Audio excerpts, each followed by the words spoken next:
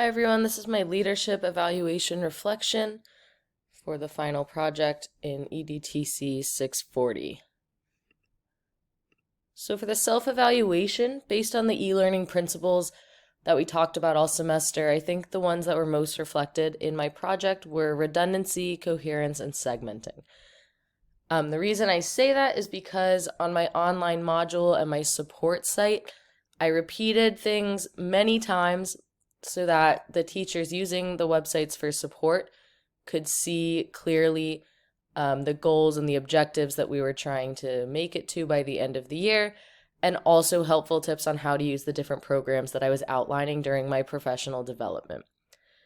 Coherence is that all the programs work together and they were all working for the same goals of improving the reading and writing scores of our students at our school. And segmenting worked out because there were lots of different activities for each portion of the professional development, including discussion boards, articles, videos, things like that.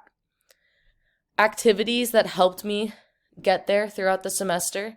The first one is discussion 3.2, where we talked about the different types of learning evaluation models such as TPAC and SAMR.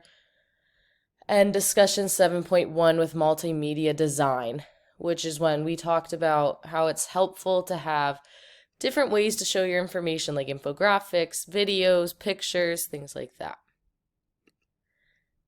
For my support site and module strengths, I think redundancy and coherence worked out well in mine. It was detailed and organized, and there were opportunities to use each of the programs. So on my support site, I linked each tech tool that I talked about, and on the module where I focused just on Nearpod, there were interactive discussion boards, there were videos to watch, there were scholarly articles to read, and then there was the opportunity to create your own lesson in Nearpod, which would then be reviewed by your peers as well.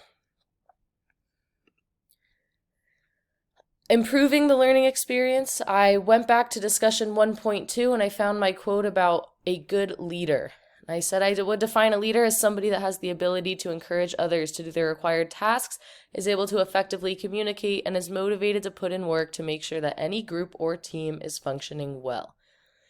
So I think the most important things and the things that I was able to do well were making sure to interact with everyone. Obviously, I didn't have the opportunity because this hasn't been put into place. However, I have discussion boards where I would plan on responding to everybody's discussions and being able to look at their finished products, giving feedback, things like that. Some things I could improve on: posting examples of everything that is expected. When I asked for an example of a Nearpod lesson, I could have easily linked a lesson of something that I quickly made. And then also checkpoints. Just like we have in our online class, having something that says, by this week you should have this done, and so on. As for my peer projects, one of the pros that I saw in many projects was organization and description. They were incredibly detailed. It was hard to be lost in what people were saying, and there were chances to use the tech tools that were being talked about. Two things that I would improve on were more opportunities to interact with peers and more opportunities for feedback. Just being able to hear from the person running the PD and being able to interact with the people who are doing the same thing as you might be helpful.